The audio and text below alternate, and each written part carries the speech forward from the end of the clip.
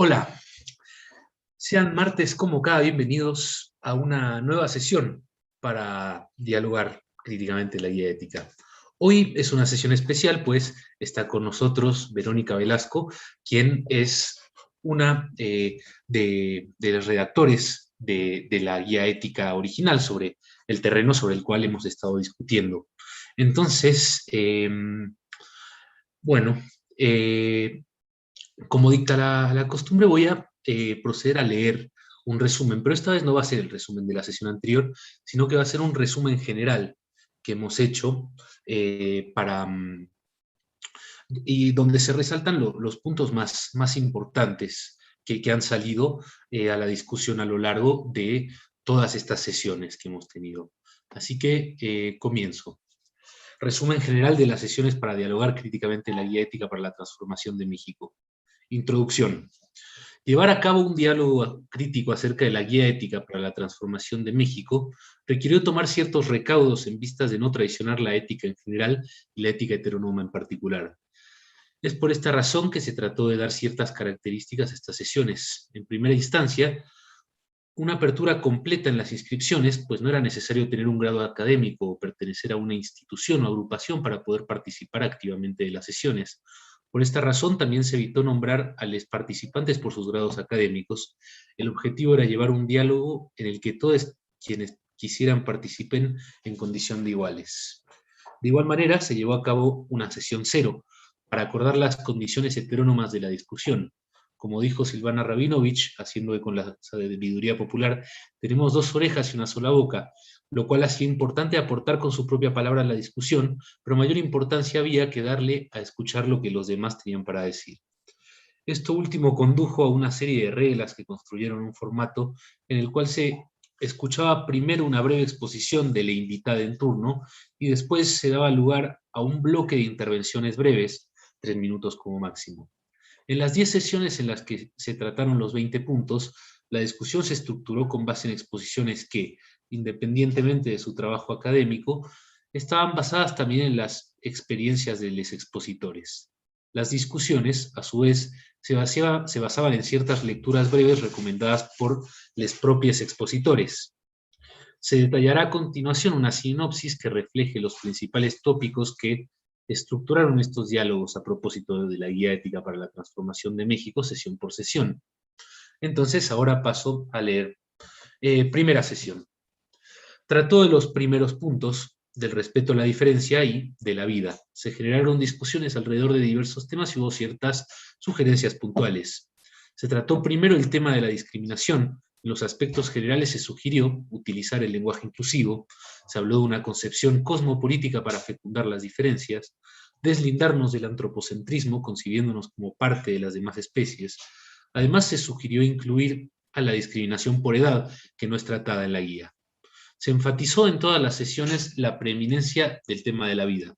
Hace falta discutir el orden de los puntos, en este caso cuestionando que la vida, principio ético por excelencia, venga en segundo término. Además, se señaló una cierta falta de profundidad al abordar la vida, quizás por miedo a entrar en el delicado tema del aborto.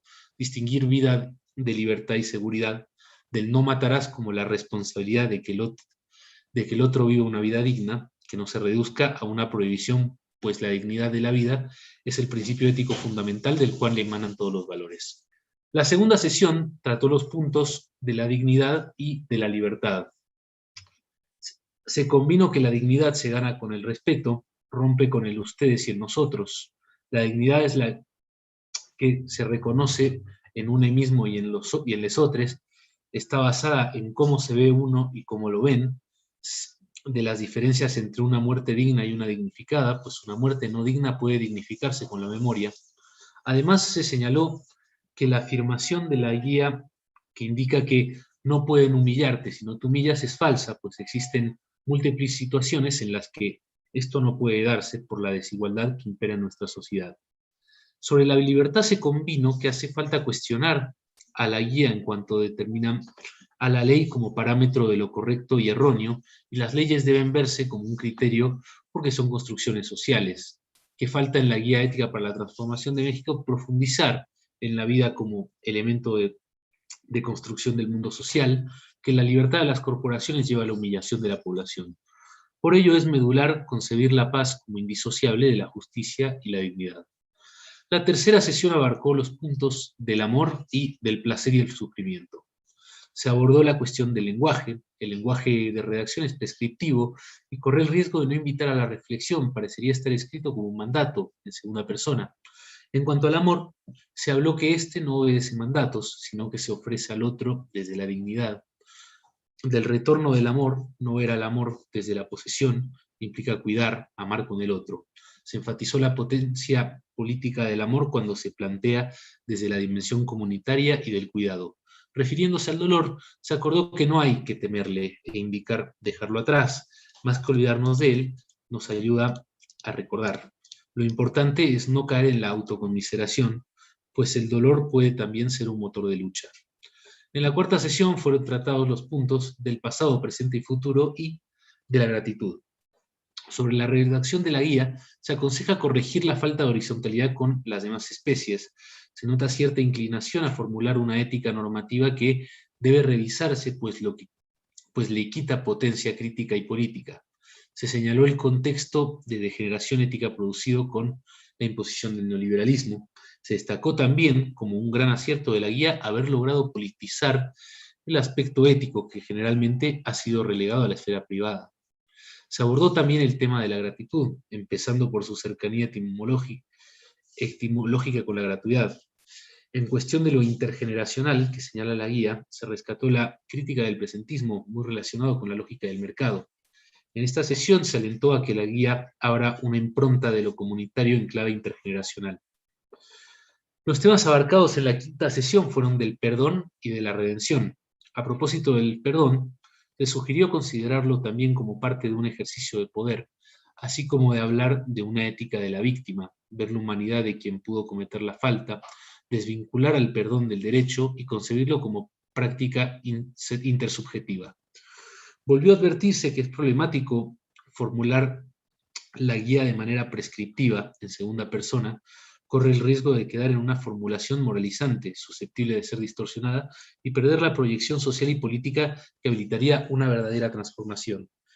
Este punto suscitó muchas críticas de sectores sociales afectados que obliga a su reformulación. Sobre la redención, por otro lado, se la señaló como un concepto muy cargado de contenido religioso, lo que puede provocar un rechazo por parte de cierta parte de la población.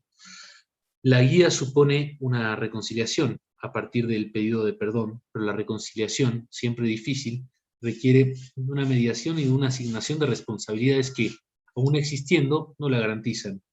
En cuanto a la redención, si en la redacción se profundizara su proyección política y revolucionaria, siguiendo a Walter Benjamin, y no en mero arrepentimiento, podría ser un concepto muy potente. Este y otros términos suscitaron la iniciativa de elaborar un léxico ético y político de la Cuarta Transformación por parte de algunos participantes. En la sexta sesión fueron tratados los puntos de la desigualdad y de la verdad, la palabra y la confianza.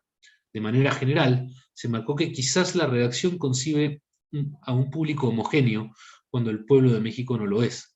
También se sugirió la posibilidad de crear una guía cosmoética fundada en un principio incluyente de la vida. En cuanto a la verdad, se habló de concebirla como factualidad. Es necesario ver a la verdad como un concepto traducible a los hechos. Se destacó el valor social y político fundamental de la confianza.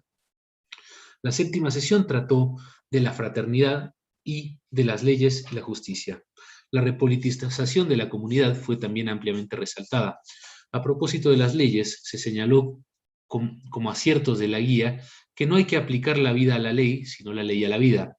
De las leyes como resultado de una lucha política y cómo éstas están históricamente constituidas, cómo esto mismo lleva a evidenciar que la ley no marca siempre lo correcto.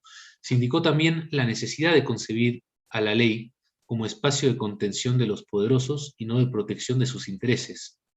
En cuanto a la fraternidad, hace falta replantear la cuestión de la formulación de la fraternidad como sacrificio o virtud republicana tal como aparece en la guía. Podría ser planteada como algo más relacionado con el consenso y la colaboración. La octava sesión abarcó los temas de la autoridad y del poder y del trabajo. Se encontraron problemas en el apartado del trabajo, pues este es considerado en la guía como algo que es exclusivamente remunerado cuando no en todas las esferas eso se da. En México hay prácticas de trabajo comunitario que abonan a prácticas de gratuidad y gratitud. También se señaló la estrecha relación que tiene el trabajo con el poder, pues este debe concebirse como algo construido de abajo hacia arriba. Se dijo también que el poder se ejerce dentro de los ámbitos interpersonales y no únicamente se reduce al poder político. Los abusos de poder se reproducen en pequeña escala. Se apuntó la necesidad de concebir una noción de poder ajena a la convencional weberiana, dominación legítima ante obedientes, y pasar a una concepción obediencial del poder, esto es, como servicio ante los representados, la comunidad política. La novena sesión trató los puntos de la riqueza y la economía, así como de los acuerdos. Sobre la cuestión del acuerdo se planteó que puede ser pensada como una resolución comunitaria desde el corazón y cómo están íntimamente relacionados con los conceptos de verdad y fraternidad. También se indicó la necesidad de dignificar el término acuerdo porque ha sido muy desvirtuado por los acuerdos realizados a espaldas del pueblo y que lo perjudicaron. Con relación a la cuestión de la economía, ella es el criterio o fundamento de una nueva posición ética ante la política, pues a diferencia de la visión convencional, en donde el criterio del rendimiento y la ganancia deciden el uso óptimo de recursos considerados escasos, debería corresponder su nueva orientación, que mire por el otro y por ello postula por el bien de todos, primero los pobres. Al criterio material de asegurar la reproducción de la vida de los integrantes de la comunidad política y apunta a la configuración de criterios orientados también por el criterio ético de factibilidad que conduciría a la estructura de la economía hacia aquel propósito primordial. Finalmente, la 10ª sesión dio lugar a la discusión de los puntos de la familia y de los animales, las plantas y las cosas. Sobre los animales, las plantas y las cosas, se recordó la necesidad de concebir al ser humano como parte de la naturaleza, pues esta concepción puede llevar a ver al mundo exclusivamente como fuente de recursos naturales, no como el mundo del que formamos parte y compartimos con el resto de las especies y objetos. Aun cuando la guía presenta un panorama amplio de las formas que puede tener la familia, se pensó en una forma de concebir a la Tierra como una gran familia de la cual todos formamos parte. Esto lleva a descentrarse del ser humano como especie, como ya fue reiterado en varias veces en varias partes de la discusión. En términos generales, puede verse que los comentarios sobre la forma general de la guía fueron hechos principalmente en cuanto al orden de los puntos, así como el lenguaje que es utilizado en ella. Lo más rescatable, se acordó, es la politización de la ética, tarea necesaria para llevar a cabo la cuarta transformación. Siendo este aspecto tan importante, se propone enfatizar el aspecto social y comunitario de la ética en todos los puntos de su redacción, que deje atrás cierto lenguaje comprometido con la esfera de la individualidad como el criterio indisputable. Entonces, esa sería el resumen general de todas las sesiones y todas las discusiones que hemos tenido a lo largo de estos meses. Y bueno, quisiera aprovechar ahora para extender una invitación el día sábado. Las personas que estén participando allí y que residan en la Ciudad de México o en la zona metropolitana están invitadas a un evento donde vamos a entregar, a regalar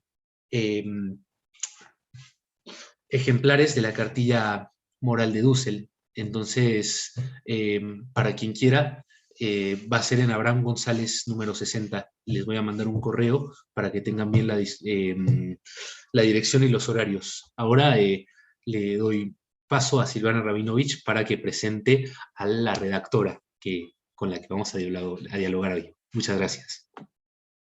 Bueno, muchísimas gracias. Muchísimas gracias a Verónica Velasco Aranda, que aceptó estar hoy con nosotros. Esta es la primera sesión de la segunda parte.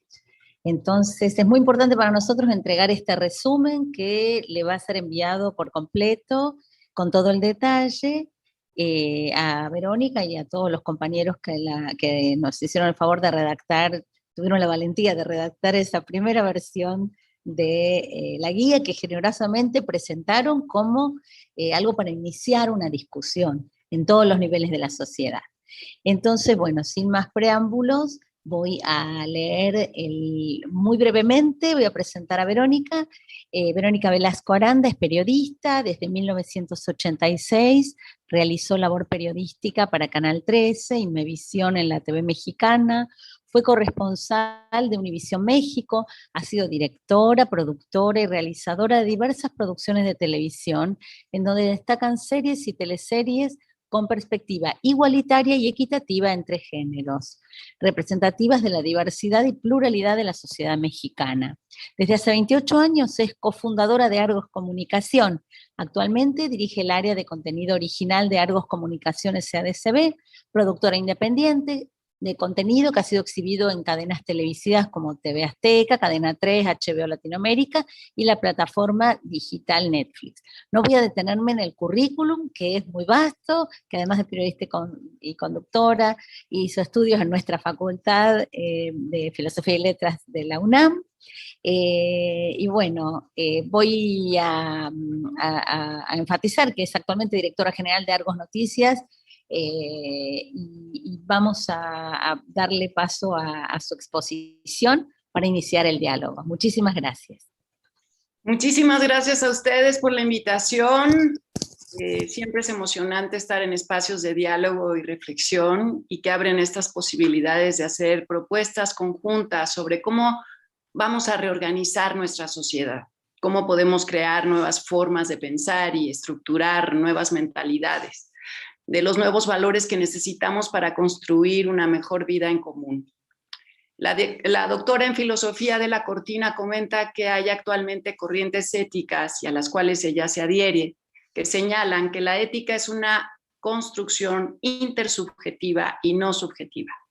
La persona no decide unilateralmente sobre los valores que deben prevalecer en la sociedad, sino que hay que ponerse de acuerdo en lo que creemos que es justo, lo mejor, lo más oportuno, y al final cada persona toma la decisión individual de qué precepto seguir, pero la construcción de los valores es una labor conjunta. Dice también Adela Cortina en su libro ¿Para qué sirve la ética?, que sin una idea compartida no se puede construir nada en conjunto, que para que una sociedad pueda llevar adelante sus propuestas necesita encontrar valores compartidos que nos unan, que nos den cohesión. Solo así podemos construir una vida en común. Para consolidar el triunfo de la revolución pacífica, la rebelión antineoliberal, el proyecto alternativo de nación o la cuarta transformación a la que nos convocó el presidente López Obrador, necesitamos de la fuerza que da el conjunto de valores compartidos. Necesitamos de un marco ético que oriente nuestros pensamientos, sentimientos y acciones. El llamado es a construir una nueva forma de convivencia social, enmarcada por el principio de unir la ética con la política, y que los valores sociales, políticos, económicos, culturales estén alineados con la justicia, el respeto a los derechos humanos, el combate a la corrupción estructural, la impunidad, la inseguridad, las violencias y las desigualdades.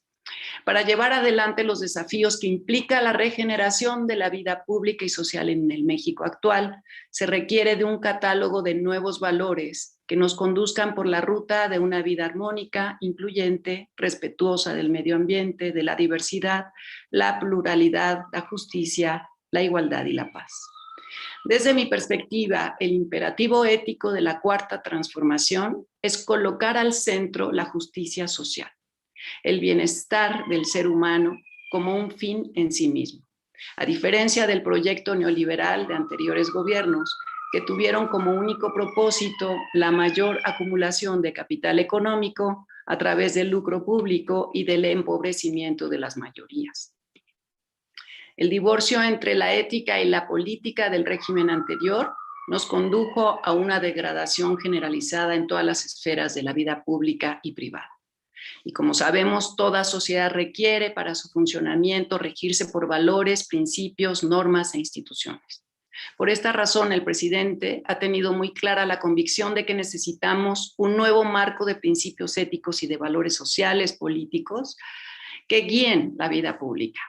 No hay que olvidar que llevábamos muchos años, al menos 30, instalados en una lógica de prácticas corruptas que colocaron al país en el lugar 138 de 180 países evaluados en el Índice de Medición de Transparencia Internacional. Y aquí abro un paréntesis para documentar nuestro optimismo, como decía Carlos Monsiváis, y actualizar este dato. El día de hoy, México mejoró 8 posiciones respecto al 2018. Estamos en el lugar 130, a diferencia del 138 en el que nos encontrábamos hace 2 años. Sin embargo, el índice global de impunidad sigue colocando a México entre los 10 países con los niveles más altos de impunidad, que de haber seguido los dictados del neoliberalismo nos condujeron a niveles de desigualdad social y económica nunca antes vistos. La Comisión Económica para América Latina y el Caribe, la CEPAL, reportó que en México el 44.6% de la población en 2018 vivía en pobreza, es decir, 56.8 millones de personas y un promedio de 10 millones de personas en pobreza extrema. Esta cifra actualizada con el efecto pandémico aumentó a 50.6 el nivel de pobreza y creció en 18.3 el nivel de pobreza extrema.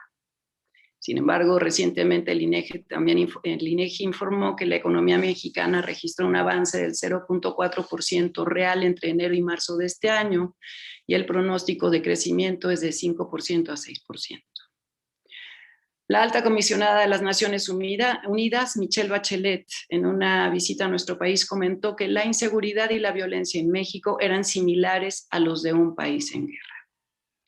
De seguir con esta lógica, de seguir permitiendo estas situaciones, nos hacía inviables como sociedad y como país. Así que reorganizar nuestra sociedad profundamente requiere de un gran esfuerzo colectivo. El régimen neoliberal no se acaba por decreto, sigue vivo en la sociedad, en las instituciones, en las personas. Constituyó su propio código de valores. Algunas personas dirían antivalores, por ejemplo. El individualismo a ultranza, la competencia descarnada, el hiperconsumo, el que no tranza no avanza, la ley del más fuerte, tener la última palabra y quedar por encima de los demás, los privilegios, la acumulación exagerada de bienes materiales, el despojo, el saqueo, la guerra sucia, las violaciones a derechos humanos, el racismo, la depredación, la extracción, la apropiación de los recursos naturales de empresas nacionales y extranjeras que derivan en pérdida de soberanía. La corrupción y la impunidad fueron el oxígeno del viejo régimen. Dichas prácticas se instalaron y naturalizaron como un modo de vida en lo público y en lo privado. Para poder debilitar, desestructurar y eventualmente derrocar al régimen anterior, hay que identificar sus mecanismos, su lógica oculta, dónde está enquistado social e individualmente. No podemos lograr un modelo de país distinto si seguimos manteniendo las bases sobre las que se erigió el viejo régimen.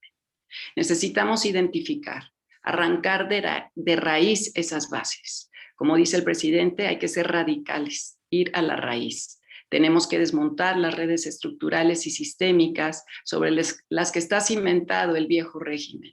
O de lo contrario, no vamos a lograr transformarnos y construir un modelo de país distinto.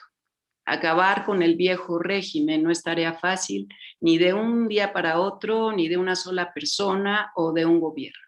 No bastan la voluntad política y las acciones emprendidas por el Ejecutivo actual. Para consolidar el proyecto alternativo de nación, se requieren estrategias a corto, mediano y largo plazo. Se necesita la participación del Poder Legislativo, Judicial, de los Estados de la República, de diversos sectores, de la ciudadanía y de la sociedad en su conjunto. Necesitamos persistir desde diversas trincheras en la misión de desmantelar las bases de un sistema que a lo largo de décadas construyó estructuras y sistemas complejos, que usó la violencia, la crueldad y el miedo como instrumentos para perpetuarse en el poder. Si no desmontamos este sistema perverso, seguirá golpeando el proceso de transformación y peor aún, si no desmontamos de raíz el viejo orden de las cosas, regresará el modelo neoliberal. Ese es el gran riesgo que corremos, la regresión. Dice el padre del concepto de resiliencia, Boris Cyrulnik, la regresión conlleva un efecto tranquilizador porque es un lugar conocido, pero dificulta los procesos de transformación. Necesitamos construir nuevas formas de convivencia social más creativas y constructivas. No podemos pretender que las cosas cambien si siempre hacemos lo mismo, como también decía Einstein. Necesitamos reprogramar nuestro cerebro social e individual y para ello contar con una poderosa caja de herramientas que nos oriente y dirija nuestras acciones sobre nuevas bases. Una de esas herramientas es la Guía Ética para la Transformación de México. Soy una convencida de que la ética no solo está en los libros o en lo que dicen los filósofos, las filósofas, hay que sacarla de lo teórico y llevarla a la calle. La ética debe estar en nuestras acciones en la vida cotidiana. La práctica de principios y valores fortalece el músculo ético.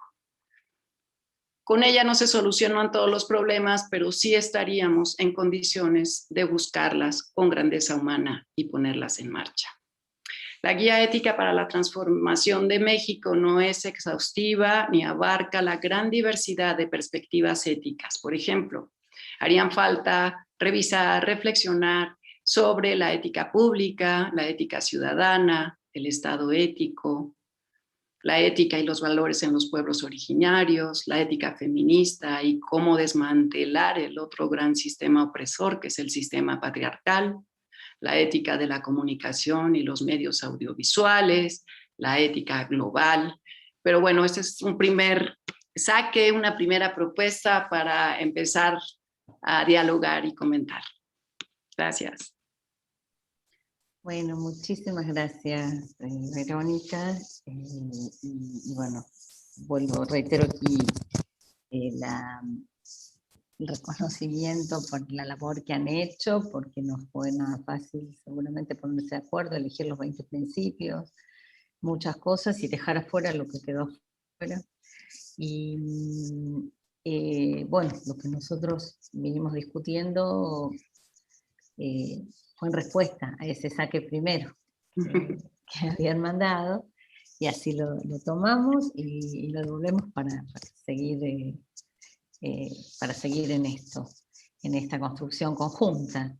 Entonces nosotros tenemos una forma de discutir aquí, de pensar juntos, mejor dicho. Hemos logrado a lo largo de todas estas sesiones una comunidad de diálogo en la que por supuesto hay diferencias y que las vemos como oportunidades muy fecundas para el pensamiento. Hay un objetivo común, que es hacer una crítica constructiva.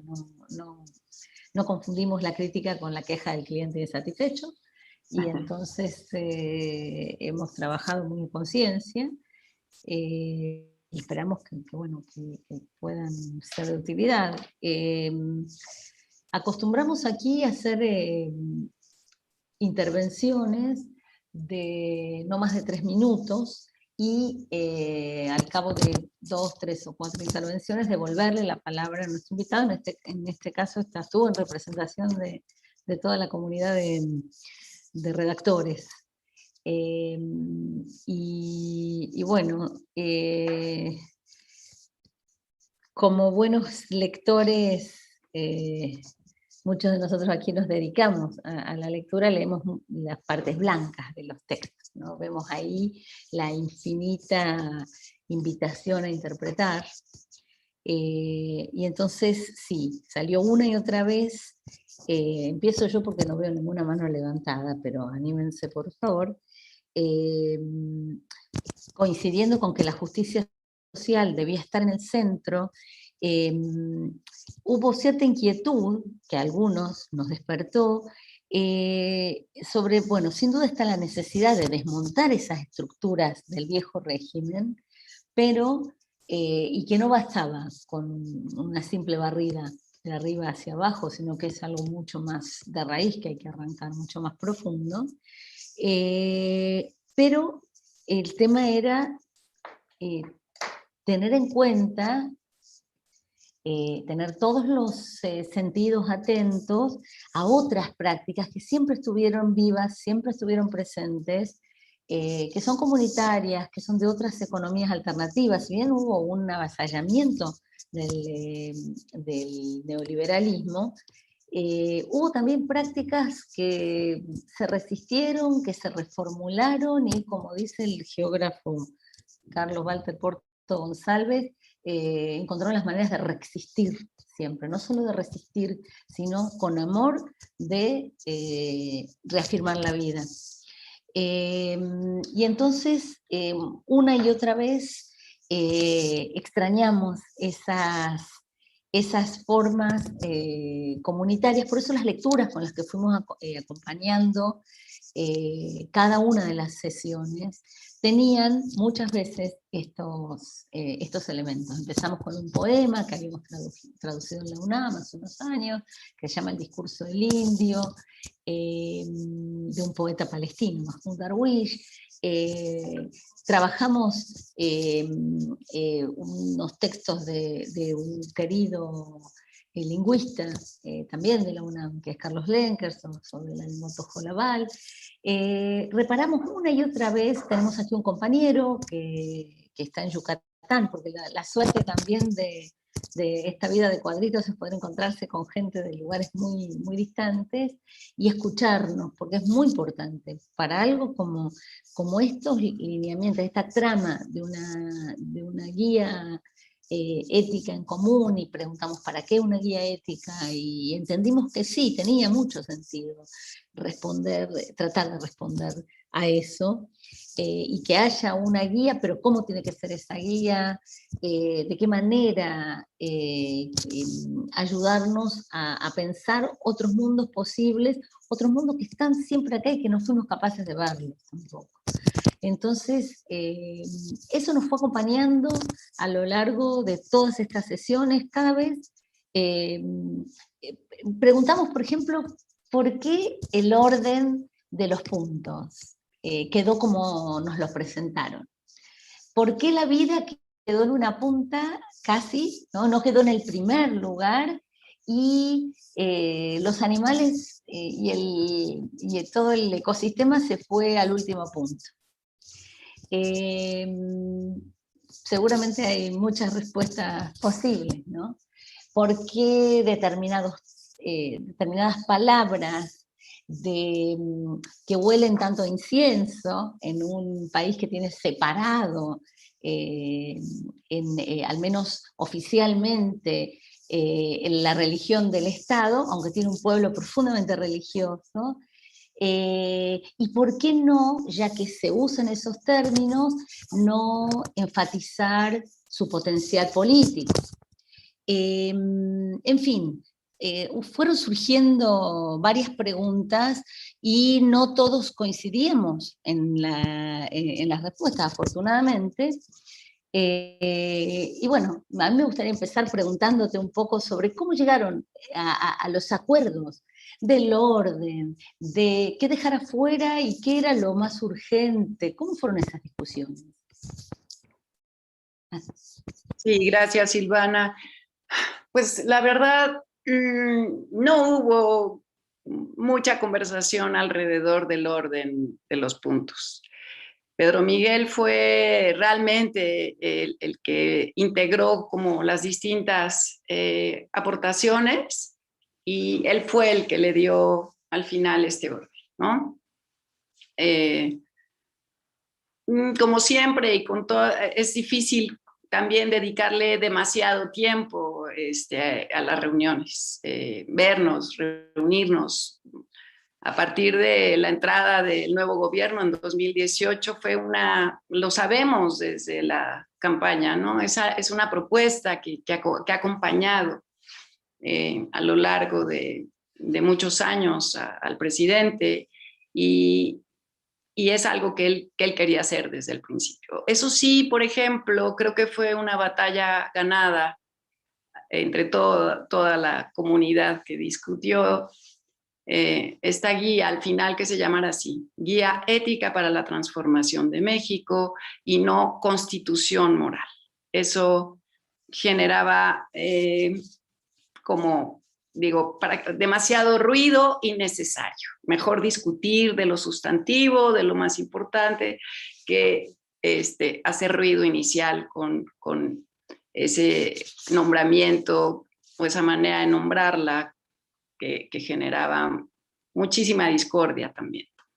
Entonces, creo que, por ejemplo, eso ya también hablar de que no es una serie de preceptos que se imponen, que también se tenía mucho miedo de que fuera algo parecido a una constitución jurídica, que era un intento de normar la vida privada de las personas, o para construir, era un pretexto para construir un modelo también autoritario de gobierno, en fin. Creo que había implícito en el nombre Constitución muchísimas otras voces en contra y que pues no era necesario ponerle eso porque además ni siquiera era el objetivo, ¿no?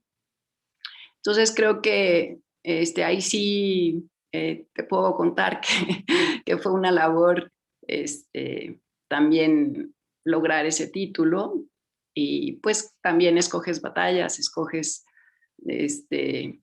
y creo que la decisión a mí en lo personal me dejó mucho más tranquila. Muchísimas gracias. Tenemos ya dos manos levantadas, están Gisela Álvarez y José Gandarilla. ¿Estaba primero José? Sí, ahora de golpe me apareció antes. Adelante, Gisela. Okay. Bueno, pues buenas tardes y muchas gracias por la participación, por estar aquí con nosotros. Yo me pregunto, ¿cómo insertamos esta guía en el comentario que ayer hizo el presidente, ¿no? Respecto a una clase media, pues nueva, más humana y fraterna, que no le dé la espalda al que sufre, ¿no? Porque se hizo una discusión tremenda en redes respecto a eso de la clase media, ¿no? Inclusive unos se comentaron que la estaba pues prácticamente hasta casi despreciando, ¿no? Entonces, y cómo la insertamos y cómo la hacemos llegar, ¿no? Porque yo platicaba con mis hijos y me decían, mamá, es que ellos o sea, como los adversarios, pues tienen prácticamente los medios hegemónicos les ponen todo aquí en la cara, ¿no? La realidad que ellos quieren que veamos, ¿no? O que ellos quieren que vea ese grueso, con esos noticieros, ¿no? Con esas, hasta los mismos programas, ¿no? Que existen en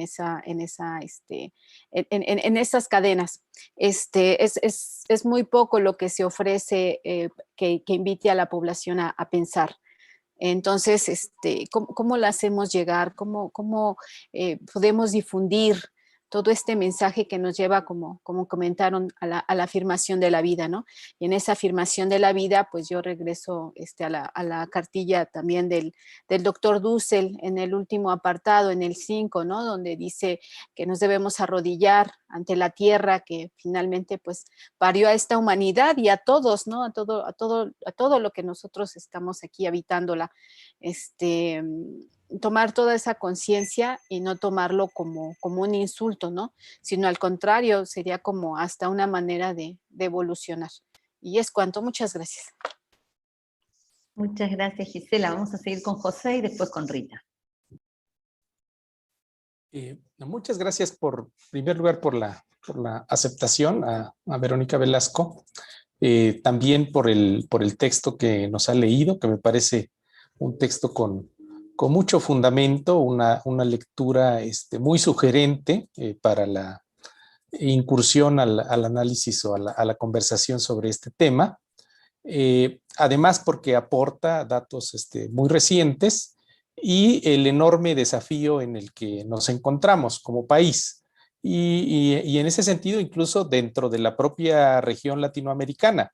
El aspecto más reciente, por ejemplo, de lo que está ocurriendo en Perú, donde no se está cerrando todavía el proceso electoral, con una diferencia aunque es muy baja, pero que existe una diferencia a favor de una fuerza que se presenta pretendidamente como una fuerza contraria a los criterios del neoliberalismo y ya está confrontando fuerzas muy poderosas a lo interno y a lo externo para intentar que eso avance. Ese es el contexto general en el que se encuentra nuestro país y en el cual creo que un instrumento, un documento como el que el equipo redactor preparó, en efecto, no se plantea como una constitución moral, como en algún momento fue mencionada. Yo creo que más bien infunde esta dimensión de una especie de acompañamiento que fortalezca la conversación y la práctica intersubjetiva de aquellos que estamos mirando al país en la necesidad de remontar lo que ha sido verdaderamente una experiencia de destrucción nacional que fueron las décadas del neoliberalismo. En ese sentido, el instrumento lo veo yo como un instituyente moral, más que un alegato constitucional, como un instituyente en el sentido de una fuerza que acompañe moralmente la capacidad intersubjetiva que tengamos para construir una fuerza que tenga las posibilidades de remontar todo lo que ha significado el neoliberalismo. El domingo pasado apareció un artículo breve, pero muy sustancioso, de Manuel Pérez Rocha sobre las dimensiones del poder corporativo, que es el verdadero, enemigo al que nos enfrentamos, y cómo estas estructuras tan complejas del capital multinacional, pues son la verdadera amenaza sobre la vida humana en términos de los entramados comunitarios, de las construcciones societarias, de los entramados que han hecho a nuestros países. En ese sentido, el debate actual sobre la cuestión de las llamadas clases medias, el asunto aspiracional, en mi opinión, corresponde a esta dimensión de lo fraterno como el evento de acompañamiento intersubjetivo. O sea, lo que nosotros enfrentamos es que tenemos una fuerza política con un cierto espíritu genuino de su lucha, pero todavía no alcanzamos una dimensión de poder para enfrentar a esos gigantescos poderes. Entonces, el llamado al acompañamiento de quien tanto racionalmente, pero también con el corazón, sea capaz de ver o de mirar por el otro. Me parece que ese énfasis que hemos hecho en la conversación sobre esta guía, en apuntar a la dimensión ética del reconocimiento del otro, justamente en términos de que como instrumento para la conversación política o como instrumento político que puede ser un partido movimiento, necesariamente para confrontar esos poderes globales, encontramos una situación en la cual el egoísmo, el interés en las dimensiones más inmediatas, el interés propio, es verdaderamente también un obstáculo que expresa la interiorización de esos valores neoliberales. Por esa razón, el énfasis, pues, en que necesitamos el acompañamiento de aquellos que puedan entender que en el momento en que vive el país, mirar por el otro significa pues un precepto que puede resultar muy elemental, pero que para algunos puede resultar una situación de atentado a sus condiciones. De esa pregunta que alguien ha sintetizado así, ¿no? El mencionar que primero están los pobres, dice, bueno, ¿y dónde estoy yo? Esa condición de asentar en primer lugar el interés inmediato del uno y no la posibilidad constructiva e intersubjetiva del otro como una pluralidad que logre captar la enorme diversidad de una sociedad como la cual somos, pues es el enorme desafío, y yo creo que el instrumento de la guía ética apunta a esa posibilidad de un acompañamiento, de un instrumento que no es, digamos, normativo ni de una condición de ley, sino más bien que aspira a alcanzar una cierta legitimidad en esos nuevos valores que puedan darle un nuevo sentido a nuestra república. Muchas gracias por eso, por el documento que nos ofreció Verónica y por la conversación que estamos pudiendo tener. Muchas gracias. Muchas gracias, José. Le damos la palabra a Rita, después le devolvemos a Verónica para que empecemos más tarde con Aide y Lidia. Bueno, hola. Muchas gracias, Verónica, de nuevo, como todos te han dicho, por estar aquí, porque me imagino que cuando te dijeron, ¿quieres venir a una serie de diálogos críticos sobre la guía ética? Has de haber dicho, ay, ¿qué es eso? ¿No? O sea, que claro que asusta también colaborar en algo y a dialogar con personas que tienen una lectura crítica de ese algo que contribuiste a hacer. Sin embargo, bueno, pues qué bueno que viniste, que podamos conversar. Y primero quiero felicitarte a ti y a las personas que contigo redactaron la guía, justo por esa lucha que dieron para cambiarle el nombre. Me parece que fue un gran paso, cambiar Constitución Moral a guía ética.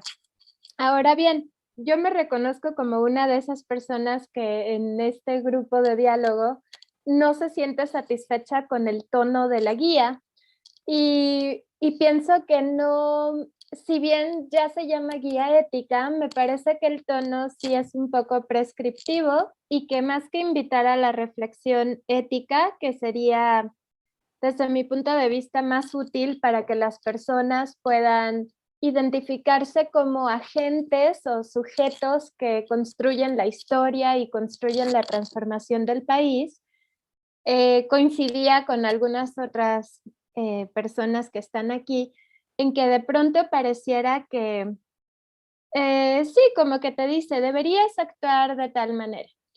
Y bueno, pensando algunas de las maneras en las que quizá eso se podría solucionar o proponer de otra forma,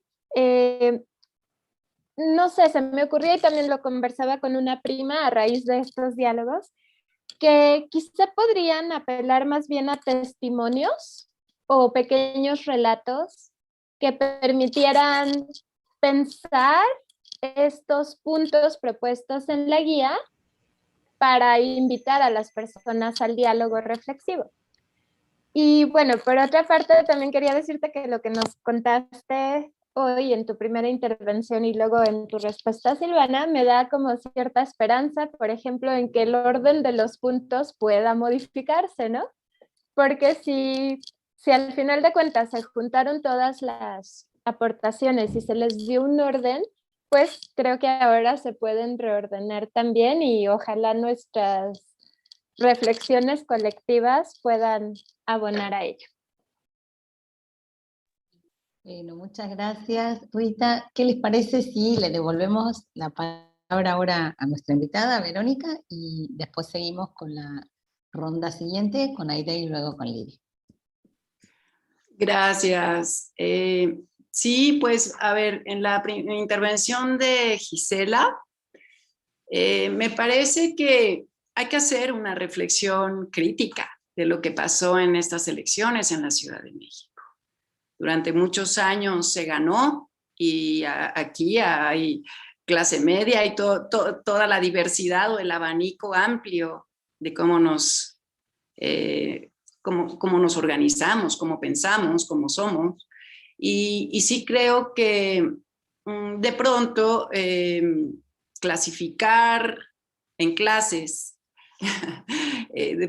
no resulta nada cómodo para nadie y que tenemos que pensar para pensar en esta cohesión social también de otros modos y buscar cómo reducir la polarización en lugar de ampliarla. Entonces sí creo que hay que hacer un ejercicio como el que se está haciendo aquí el día de hoy, como el que han venido haciendo, de hacer sesiones críticas para ver qué pasó, por qué pasó, qué hay que hacer, qué dejamos de hacer, ¿sí? Como ciudadanía organizada, no organizada, como sujetos sociales. Y sí, me parece importantísimo hacer esta reflexión. Hace falta. Por otro lado, pues sí, veo, José, por ejemplo, que a mí me importa mucho en este texto que les preparé, pues hablar de la ética pública, hablar del Estado ético, de cómo volver a unir la ética con la política y no mantenerlas separadas como hasta ahora. Me parece, por otro lado, muy claramente, como que también lo ha dicho en varias ocasiones el presidente, que hay que profundizar esa distinción entre lo que es la política y las élites económicas, ¿sí? Que distinguirlas significa entender al poder político y al poder económico como dos fuerzas independientes e interdependientes. Me parece muy importante. Existe entre ambas una profunda relación productiva y de colaboración, pero no debe imponerse una sobre la otra tampoco. Entonces, sí es prioridad desde mi punto de vista unir ética y política, porque la separación de este binomio, pues, como sabemos, como conocemos, como sufrimos, trajo como esta degradación a la vida pública y social. Y nos condujo también a vivir en ese estado de chueco, también que se ha dicho, ¿no? En inseguridad y en una violencia también descomunal. En fin, yo creo que hay que repensarnos en ese sentido y hay que hablar de lo que tampoco se dice en esta guía ética. Yo les mencionaba hace un momentito de las otras éticas que no se pudieron incluir porque es muy vasto y a mí me encantaría de verdad seguir propiciando diálogos a lo largo y ancho del país sobre las otras éticas de las que tenemos que hablar, ¿no? De la ética, pero que aborda otros temas, otras perspectivas. Entonces, sí me parece, como también dice Adela Cortina, que la ética es un producto de primera necesidad en la vida pública y que estuvo muy apartada de la vida pública de nuestro país. Entonces, traerla a cuento, pues tiene ese sentido y esa razón de ser, y por lo cual me involucré en algo que me daba, así como sí me da aquí bastante resquemor o miedito estar frente a ustedes, también participar en algo de una dimensión que yo sentía que me sentía siempre absolutamente rebasada. Muy difícil de hacer. Yo lo que logré hacer, como por mi cuenta, es una serie de videos que, en los que cuestionaba, de hecho, primero que nada, el título. Constitución moral, ponía yo entre signos de interrogación. Hice una serie de 10 videos, casi 50 entrevistas, ¿no? Al público en general, a académicas, académicos, etcétera, a personas en la función pública. Y bueno, se integraron, integré estos videos. No sé si todavía puedan verse. Podría ser interesante a lo mejor, porque sí reúnen muchas reflexiones. Buscarlos, intentarlos ver. Estaban en www.gov.mx, Constitución Moral, a ver si siguen ahí, o no sé, buscarlos, igual podrían aportar algo o podrían seguir abonando a las reflexiones. Y pues Lidia, lo que dices también, y me parece que es muy importante, es sobre el tono. O sea, no solo es la forma, es el tono, es el orden, son muchas cosas que hay que cuidar en la semiótica, en la semántica, en todo. Entonces, sí, me parece que necesitamos otra vez hacer un nuevo planteamiento, seguirlo discutiendo, seguir haciendo una nueva redacción. No es nada único, acabado, hecho, es un proceso en construcción y quisiera que así se viera. Que este tono que tú sientes, que es prescriptivo, que es un tono del deber hacer, ¿no? Contra el que también quisiéramos ir, en contra del deber ser, más bien del ser humano, deberíamos enfocarnos más en eso, ¿no? Entonces sí me parece que muy bien, hay que empujar en esa línea para conseguir una nueva redacción que nos guste un poco más y que lo tomemos como un proceso en construcción. Muchas gracias, Verónica, y aceptamos eso, que no quede una redacción final, Claro. sino que sea algo que constantemente haya que reparar, porque es desde la vulnerabilidad que escribimos y desde las preguntas, ¿no? Gracias. Seguimos entonces ahora con Aide, después con Lidia y después con Julián, y otra vez, y así porque ya hay más manos levantadas.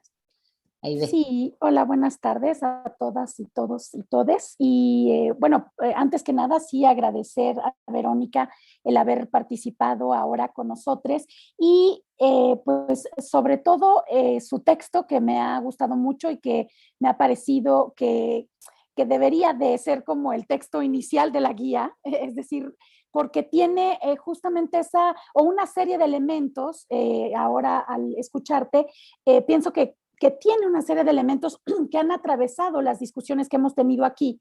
Y la principal es la idea de intersubjetividad y el diagnóstico muy bien que has hecho digamos, de cómo ha quedado destejido ahora sí que el tejido comunitario y social a partir de una política neoliberal que prevaleció mucho tiempo, pero también articulada justamente a ese nivel donde habría que hablar de una subjetividad neoliberal, ¿no? Nuestras subjetividades han sido atravesadas por eso y eso es importante como tú lo has planteado.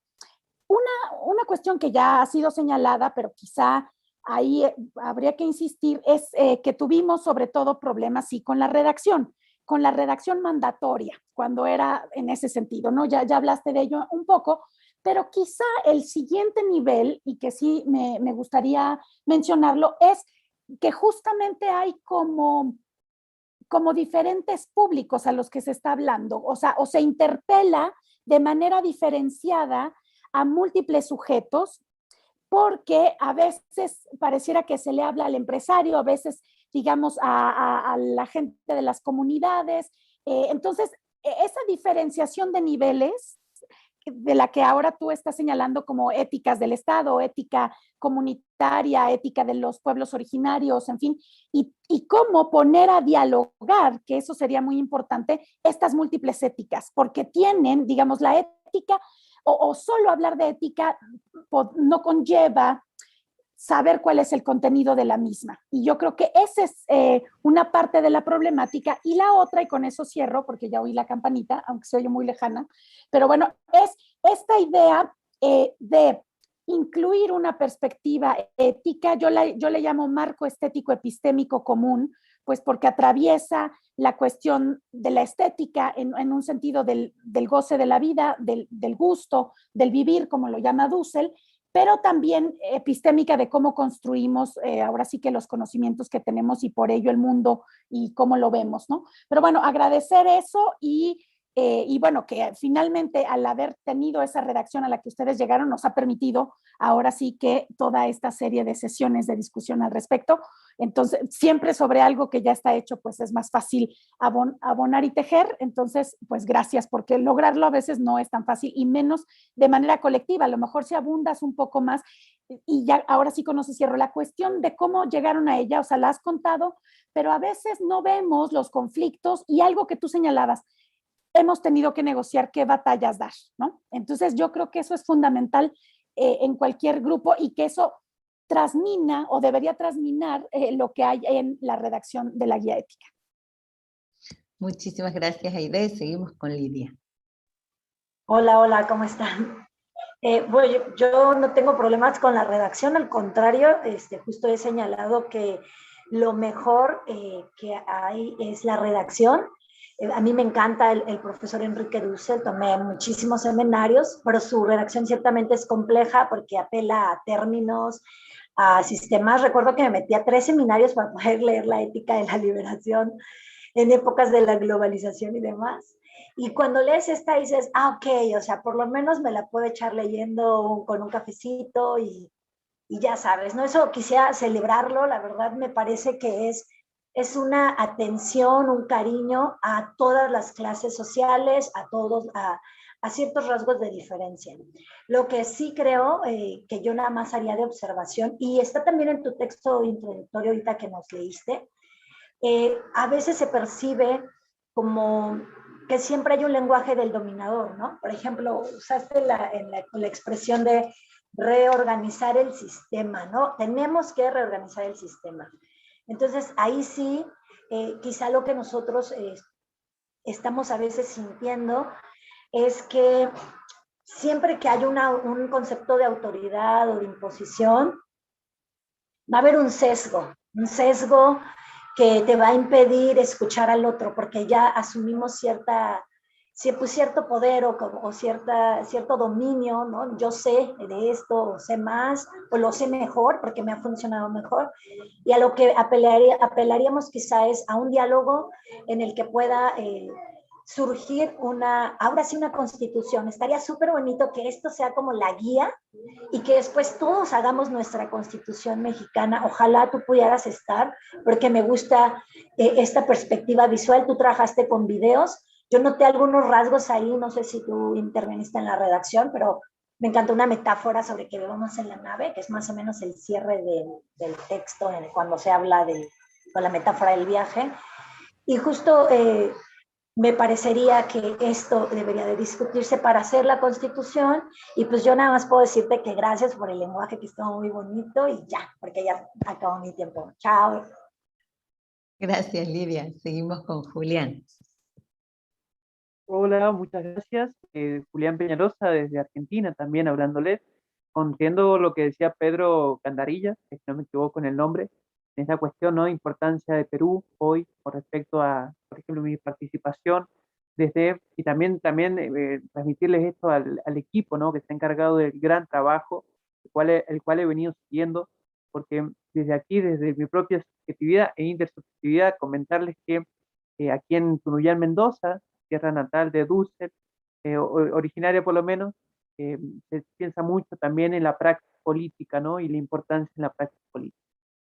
Para Verónica, decirle muchísimas gracias por escucharla y preguntarle, ¿no? Porque si bien mencionó mucho la justicia social como punto de partida, verdaderamente estos temas nos llevan a una parte económica, que como la otra locutora que recién estaba hablando, esto tiene implicancias estéticas. Entonces, bueno, ahí me gustó mucho también poder coincidir con ese punto. Mi pregunta sería, al respecto de la economía del don, ¿no? Abordándolo desde ese punto, hacerle la pregunta de qué ha recibido, ¿no? De toda esta producción, de todo este trabajo que ella ha realizado en conjunto. ¿Qué ha recibido ella? Como de cierta forma una interpelación, ¿no?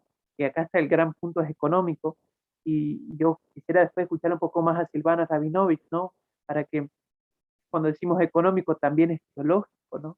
Por eso aparece la teoría tan invasiva, ¿no? La teoría tan invasiva, que a veces nos dificulta llevar a la práctica, ¿no? Todo este trabajo inmenso que es escala nacional, yo diría escala latinoamericana. Así que muchísimas gracias.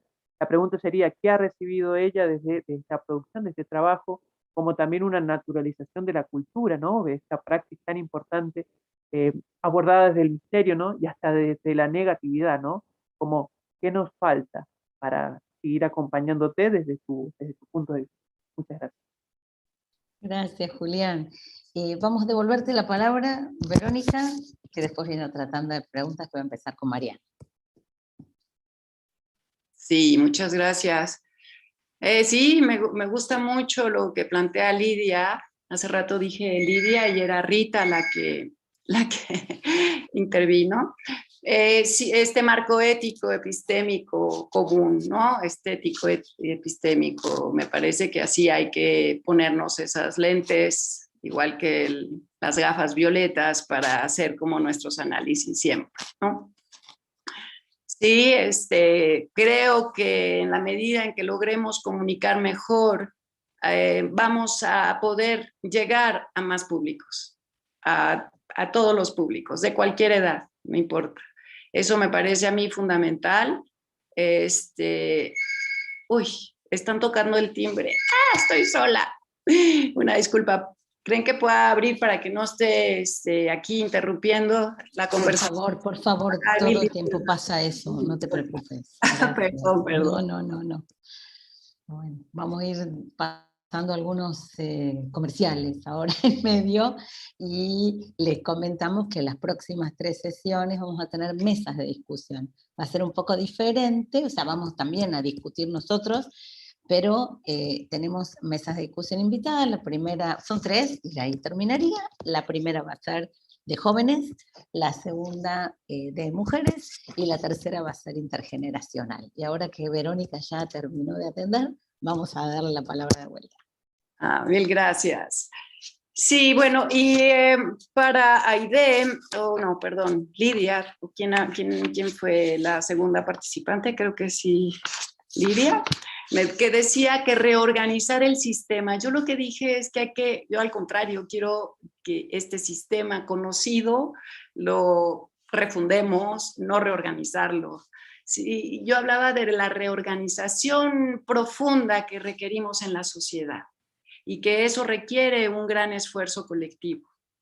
Decía yo que no se acaba por decreto el régimen y que necesitamos en ese sentido ver cómo podemos contribuir, cómo estos códigos que construyó los podemos identificar, porque si no identificamos es muy difícil transformar también. Entonces, yo hablaba más bien eso, no de reorganizar el sistema, sino reorganizar nuestra sociedad a fondo. Y por último, perdóname, no pude identificar bien tu nombre, el compañero que habló, que preguntaba sobre lo que yo he recibido. A ver, si te refieres a retribución económica, ni un peso. Esto fue libre, voluntario, con compromiso, con mucho trabajo hacer. Pero no recibí ni para todos los videos que hice y demás. Al contrario, recibí mucha ayuda de mucha gente que me ayudó a hacer las transcripciones de las entrevistas para después poder editar estos videos y poder armarlos. Entonces, en términos de retribución económica, ninguna. Me hubiera gustado recibir más retribución y comentarios críticos. Adela Cortina hace una distinción entre el criticón y el crítico o la criticona. O sea, las personas críticas, el pensamiento crítico tiene fundamentos. El criticón, pues no, son sus pareceres y sus gustos, y está bien, pero pues no es a veces lo que sirve para la construcción. Entonces, sí necesitamos también repensar toda la economía. El capital debería ser ético, ¿podría serlo? Yo creo que esas reflexiones de cuál sería la ética global, cómo debemos organizarnos con el tema pandémico, con las vacunas, si deben ser gratuitas, ¿no? De cómo se han enriquecido las compañías farmacéuticas que tienen el monopolio de esas vacunas, etcétera. Creo que sí necesitamos hablar en muchísimos niveles de cómo interviene la ética en ese sentido. Entonces,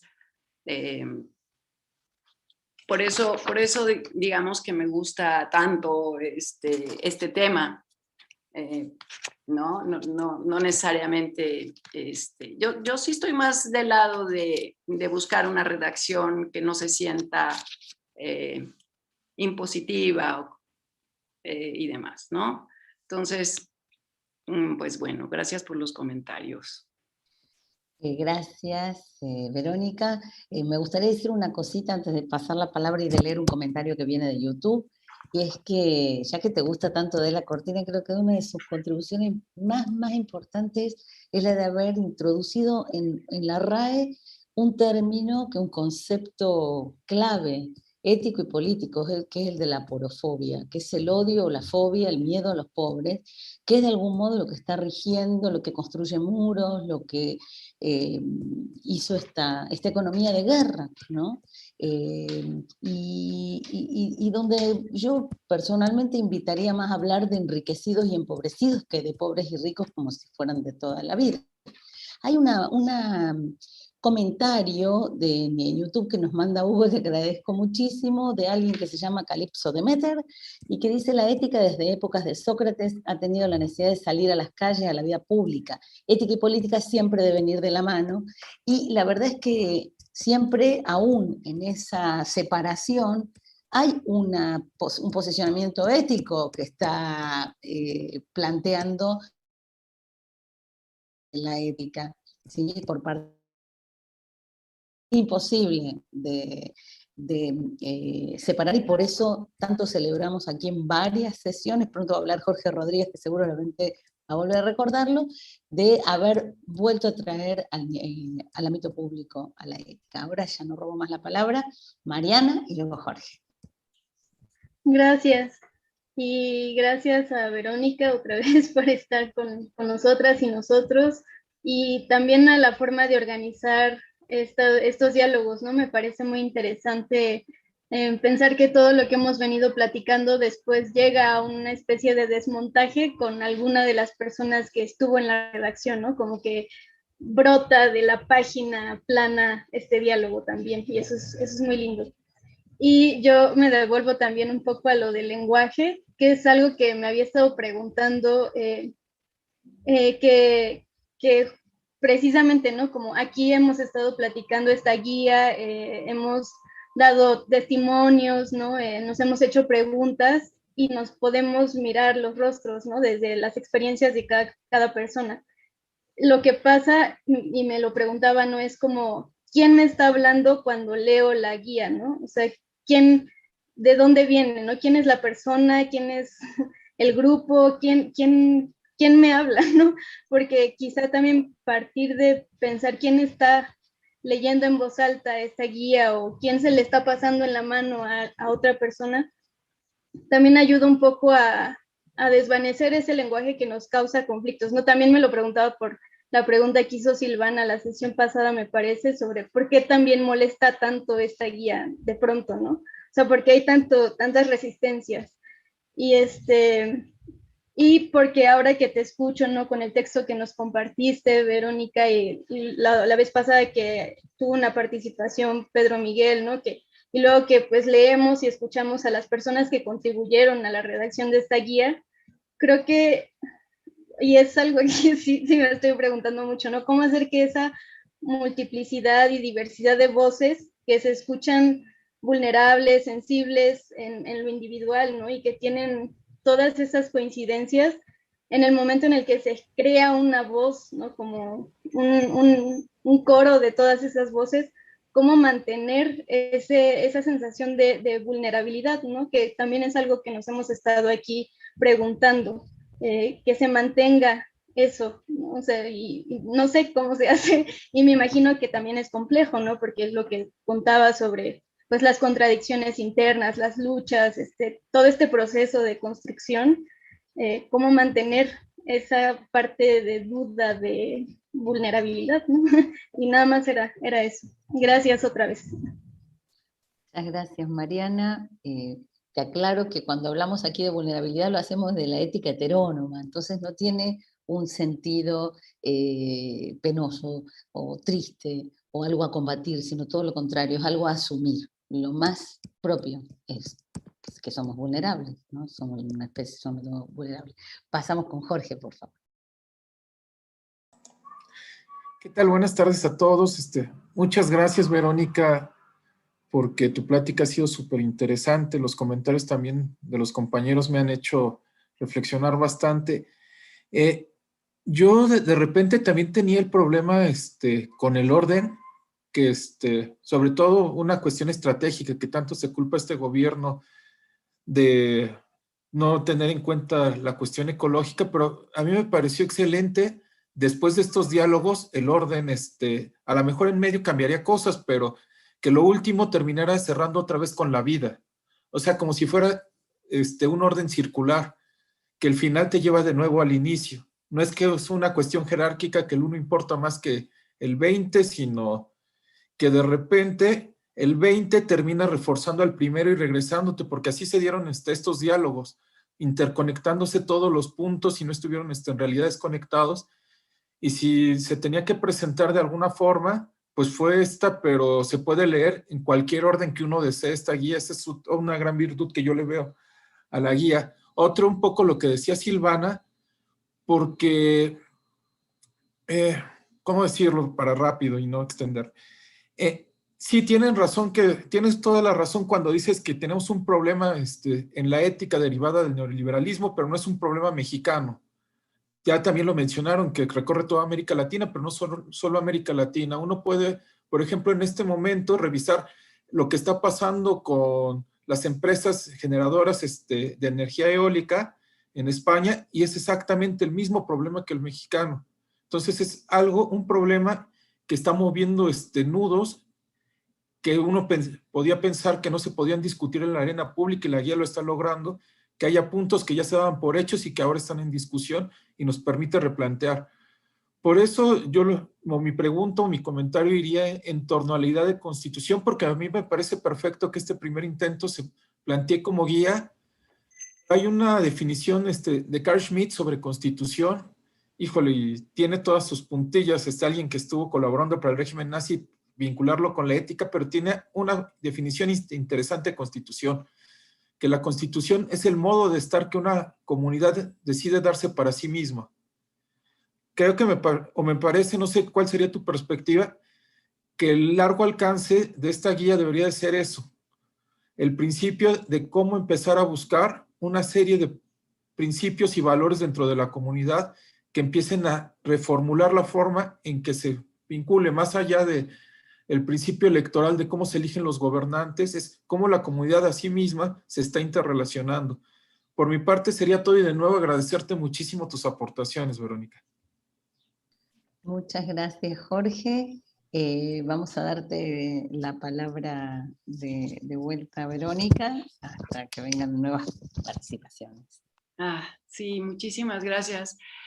Pues esto que decías, sí, en efecto, la aporofobia, que está otro libro de Adela Cortina, pues en realidad parecería que estamos todo el tiempo inventando cómo colocarnos del lado del odio, del menosprecio, del abuso, del no reconocimiento de las otras personas. Coincido absolutamente, yo hablé del empobrecimiento de las mayorías. Estoy de acuerdo en no hablar de los pobres, como si las personas quisieran serlo, como si fuera una condición que se busca o a la que se aspira. Es una condición de un sistema injusto que hace que las personas vivan de ese modo. Entonces, es desde mi punto de vista también incorrecto hablar de los pobres. Primero los pobres, es primero atender, ¿sí?, las causas estructurales que han empobrecido a las personas, ¿sí? Atender a las personas más vulnerables también sociales. Si no es eso en ese sentido, la heteronomía del cuidado de los demás, de las otras personas.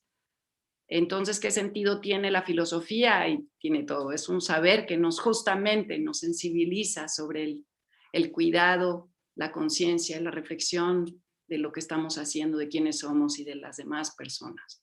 Entonces, sí me parece muy, muy importante buscar siempre formas distintas y alternativas de nombrar, porque desde ahí también estamos ya marcando una posición frente al mundo, y a veces de manera inconsciente, no necesariamente es consciente. Entonces, estar ahí nada más con la atención, ¿no? Siempre alerta. Creo que justamente, Mariana, el tema, esto que estamos haciendo ahorita, el que las palabras, el que esta redacción que parecería hecha por quién sabe quién, por qué ente extraño, cobre fuerza, que tenga rostros. Entonces, podernos ver, hablabas tú hace, Jorge, del régimen nazi. Una de las cosas que hizo ese sistema es numerar y despojar a las personas de su personalidad, de quiénes son, humillarlas, volverlas o intentar volverlas nada para que sea muy fácil desaparecerlas también. El sentido, por ejemplo, de los 43 y la reivindicación de las personas asesinadas en nuestro país, es fundamental ponerles rostro. Es fundamental a todo ponerle rostro. Hay gente involucrada y comprometida en hacer las cosas, y eso me parece que es un valor que reivindica lo humano y al ser humano, y eso es lo que estamos haciendo. Entonces el diálogo, la deliberación, me parece que es lo que hay que hacer para la construcción de una sociedad pacífica, justa, que no se trata de tener unanimidad. Eso es propio de regímenes totalitarios. Se trata de poder de veras llegar a acuerdos en lo que seamos diferentes, respetarnos. En lo que no nos pongamos de acuerdo, pues no nos ponemos de acuerdo, pero hasta en eso a veces hay que estar de acuerdo en lo que no estamos de acuerdo, ¿no? Ponerse de acuerdo. Entonces, aquí se trata de cómo hacemos para avanzar, para el cómo sí en conjunto, con cohesión en lo que nos pone de acuerdo, avanzar. Y lo que no se respeta y se deja a un lado y avanzamos, o se integra de una manera diferente, ¿no? Así me parece importantísimo avanzar a pesar, y qué bueno, de las diferencias, ¿no?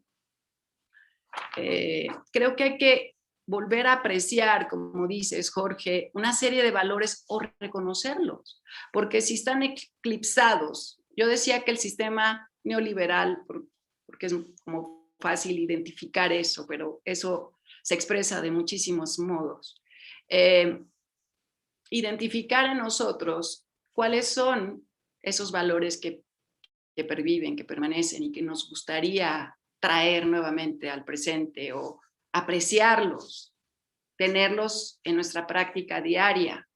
El tema es que cuando un sistema eclipsa esos valores porque impone otros, porque son, como sea, se estructuran el neoliberalismo, el sistema capitalista neoliberal, el sistema patriarcal, lo que hace es imponer esos valores. Es dejarnos ver ahí, y cuesta mucho trabajo poder visibilizar otros. Lo que tenemos que hacer es ponerlos, colocarlos en un primer plano, visibilizarlos, practicarlos y defenderlos. Entonces sí creo que es importante, y de ahí el tema de la guía ética es apreciar valores diferentes hoy. De eso se trata, ese es el propósito fundamental. Muchísimas gracias. Antes porque todavía no tenemos manos levantadas, pero tenemos una pregunta en YouTube que manda Hugo, y voy a leerla. Me gustaría sí poner la cuchara una vez más y retomar lo que dice Jorge de la Constitución desde el punto de vista así de cómo nos queremos, cómo comunitariamente pensarnos. O sea, se puede invocar a Schmitt junto con el migrante de San Quintín, y entonces me parece que podemos llegar a hacer cosas como solo México es capaz de hacer, y este es el momento para hacerlo justamente, pero para eso es muy importante que ustedes hayan dado ese saque, para que nosotros devolvamos, pero para que mucha más gente participe. Las próximas mesas son con otros ponentes, que va a haber también niños, o sea que hay mucha gente que tiene cosas para decir, y hay mucha gente que vino a hablar en estas sesiones, y tienen que ver con el tema que recordaste, y te agradecemos mucho, porque no se siente tan presente y debería escucharse más, que es el tema de las personas desaparecidas, personas de lo indigno a lo que se ha llegado en la vida cotidiana. Es el tema de los pueblos originarios también, de la pluralidad, esa maravilla que por otro lado todavía no se escucha y que queremos que se escuche más. Tenemos una pregunta de Hugo, que dice: a mí me llamó la atención los videos que menciona Verónica de sus entrevistados. ¿Cómo decidió a quién entrevistar? ¿A qué sectores poblacionales? ¿A qué lugares fue? Esto porque de encuentros con los otros le conmovió, asume esta actitud heterónoma para llevarlo a la redacción de la guía ética. Bueno, dice, ella está diciendo algo respecto al hablar del rostro y de lo humano, y sí, Pedro también nos había hablado, porque estuvo en dos ocasiones, de que había 147 horas de grabación previas a la redacción, esta primera. Queremos escuchar más sobre eso. Y después tenemos dos preguntas más. Ya le damos la palabra a José y a Rita. José, por favor. Sí, yo quería subrayar un elemento que fue planteado desde el inicio por Verónica, en el sentido de el problema fundamental de la vinculación de la ética y la política en términos de la justicia social, que es ya el entendimiento de que vivimos en un país que, propiciado justamente por esta vinculación que se ha hecho con el capital internacional bajo la forma del capitalismo neoliberal, pues polarizó en extremo a la sociedad, no solo en términos económicos, sino en algunos lugares en términos ya de una violencia exasperante, cuyos resultados pues son, entre otras cosas, el que nuestro país sea una enorme tumba o repleto de tumbas, de desapariciones, en fin. Y eso también tiene su significado en el otro elemento que también señaló, o sea, de la necesidad de incorporación de otros temas o de otras perspectivas de la ética pública, entre ellas. Y ese elemento me parece muy importante porque en el caso de nuestro país, como de otros de América Latina, el neoliberalismo se ha establecido también en un sentido muy de corrupto, de apropiación de lo público o de la riqueza pública, de los presupuestos públicos. Es decir, ante un país en el que ya han privatizado lo que eran grandes empresas, la única empresa que ha quedado es la empresa misma Estado, y el aparato estatal tiene un cierto presupuesto, una medida de capacidad del Estado, y ese ha sido un motín político en el régimen anterior. Entonces, el asunto de la vinculación de este neoliberalismo con la corrupción no es solamente un aspecto que tenga que ver con impunidad o con enriquecimiento en un sentido dinámico, sino con la idea de plantear a los pobres en ese sentido estático, o sea, de que sigan en esa condición, porque vacía también al Estado de las posibilidades de desarrollar cualquier otra cosa. No porque toda la transformación tenga que pasar por el Estado, sino simple y sencillamente porque hay algunas políticas públicas que tienen que pasar del Estado focalizado en que estaban a una condición más universalista, pero eso se dificulta ante un Estado que ha sido vaciado de sus condiciones y que está atado con miles de compromisos financieros a que las posibilidades que tenga de ejercer política pues sean cada vez menores, ¿no? Entonces, eso obliga a la necesidad de sacar, como decía en algún momento, y quien intervino en el YouTube lo señalaba, y como insistió Verónica, el llevar la ética a la calle, es decir, a la discusión pública, a la conversación con el sentido del enorme reto que enfrentamos, ¿no? Entonces, yo creo que ese elemento es muy importante de lo que se señaló en nuestro resumen, politizar la ética, es decir, traer la discusión pública como una dimensión intersubjetiva en donde pues podamos mirar justamente esto que se ha señalado, ¿no? La gente no es pobre ni porque quiera hacerlo, como dicen o interpretan algunos en la televisión y otros medios, o porque no sabe aprovechar las oportunidades, sino porque vive en un sistema económico que ha dinamizado esa construcción social de, por un lado, una dialéctica de enriquecimiento y una dialéctica de empobrecimiento. Y si tenemos posibilidades de construir otra cosa en nuestro país, será dándole oportunidad a, desde esta discusión pública y de la construcción intersubjetiva que podamos hacer, pues tratar de que las cosas sean diferentes, con una dimensión de justicia social enorme que tenemos que tratar de construir. Muchas gracias, José. Seguimos con Rita. Bueno, yo solamente quería decir que así como hace falta traer a las personas desaparecidas a la guía y también como ampliar la noción de familia, me parece que también habría que problematizar la manera en la que se piensa la familia. La sesión pasada, que estuvimos hablando de los últimos 2 puntos, celebramos que en la guía ética se hable de la familia como algo que no responde a un modelo natural, sino que puede ser muy variable, ¿no? De hombre y mujer con hijes, o mujeres juntas, hombres juntos, o abuelitas con nietos, es decir, es súper variable.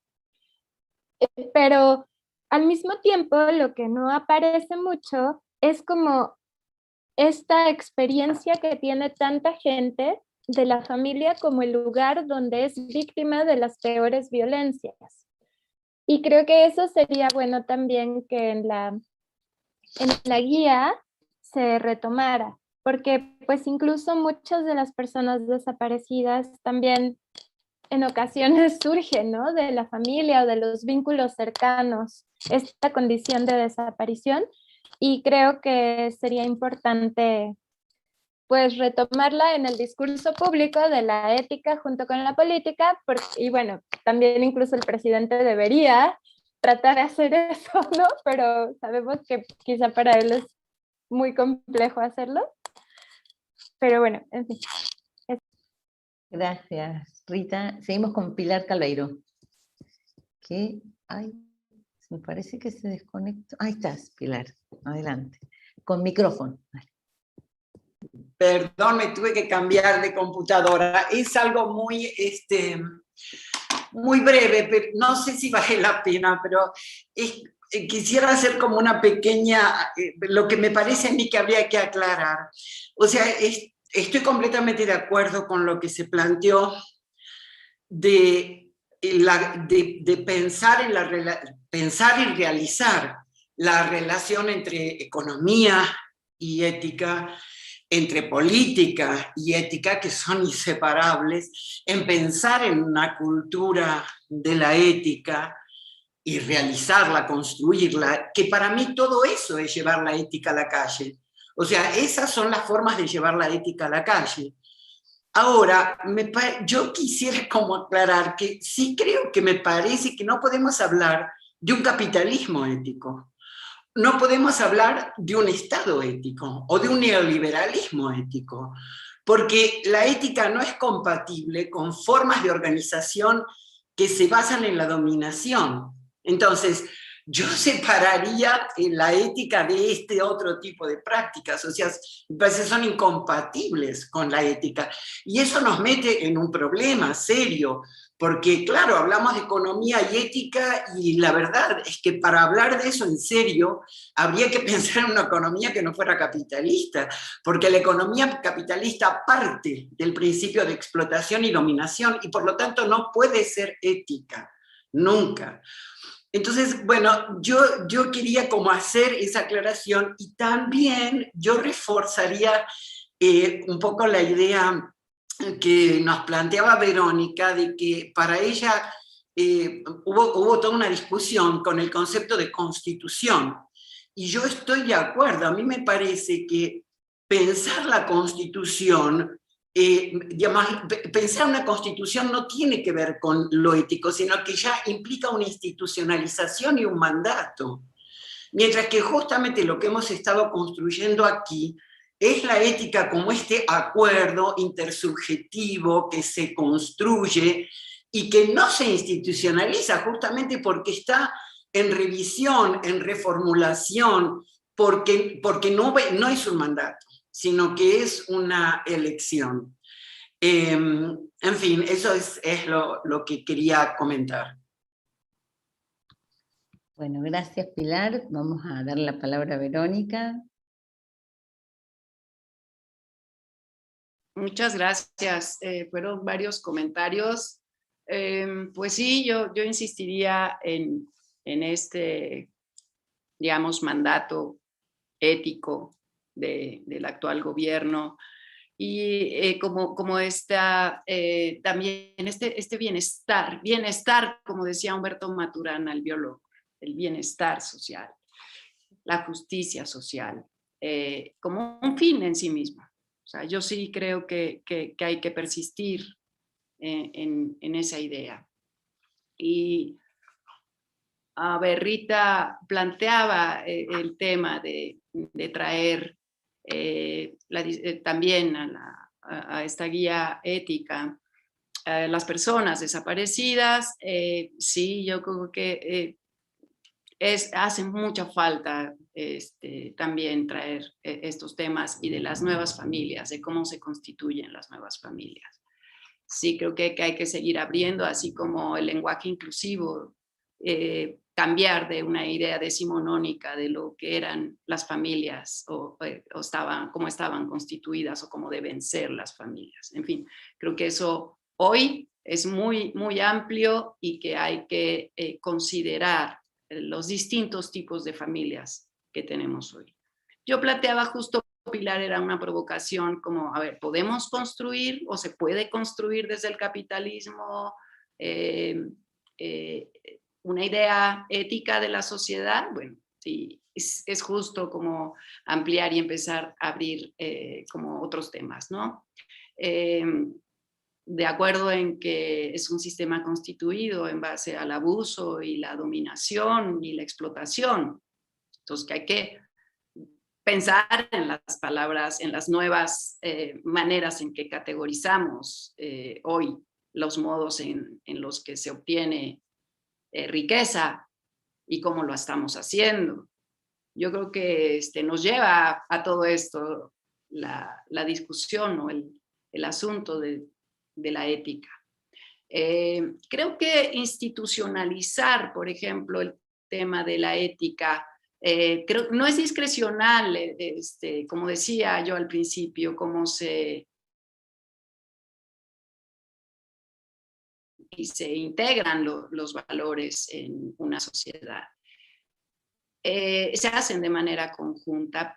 Creo que hay ciertas cosas, por ejemplo, dentro de la ética pública, en las que podrían ser institucionalizadas para las personas del servicio público, ciertos comportamientos éticos que vayan de acuerdo, pero a las personas que tienen que decidir, que nadie les puede imponer qué pensar, qué decir, qué hacer y cómo actuar en ese sentido, y responsabilizarse por sus actos. Pero sí, en un momento dado puede haber en la administración pública federal un código ético que se respete, institucionalizado, que esté perfectamente ordenado con sanciones, etcétera, ¿no? Y con preceptos para desde ahí también, desde ese lado a lo mejor sí hablar de una institucionalización. Es importante reconstituir la confianza en la práctica ética ejemplar en los servidores públicos, en las personas del servicio público. Va a ser muy difícil también que se restablezca esa confianza ciudadana. Desde la ciudadanía, ¿no? También tenemos que pensar qué hacer, cómo construir esa ética ciudadana pública y ver que sí institucionalizamos y que lo dejamos a la decisión y a las consecuencias que los actos acarreen en las personas.